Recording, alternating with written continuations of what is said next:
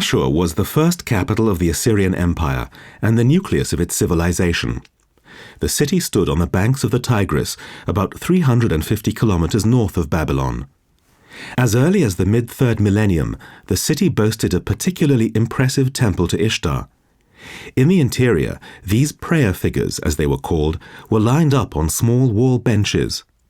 They represented their patrons to the goddess, praying day and night for her favor.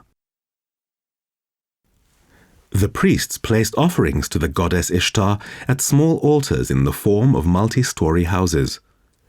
The archaeologists also found figures and objects made of clay and metal everywhere in the temple, proof of the enormous importance attached to the great temple in Ashur more than 4,000 years ago.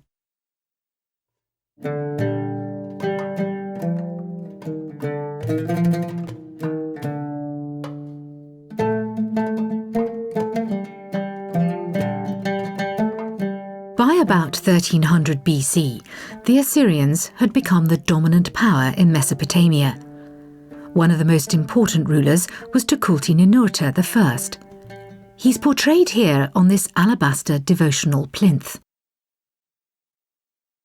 The bas-relief shows what the plinth was used for.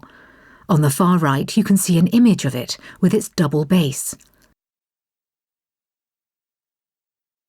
On top of it are a slate pencil and a clay tablet, the symbols of Nabu, the god of writing.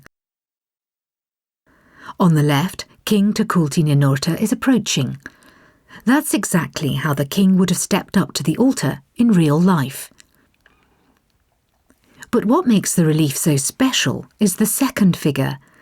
It also shows the king, but this time he's kneeling and praying to the god.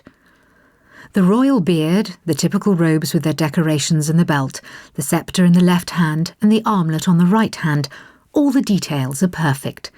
Both figures depict the same person.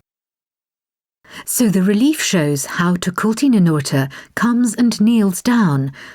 In other words, this is one of the earliest attempts to show movement in an image or picture.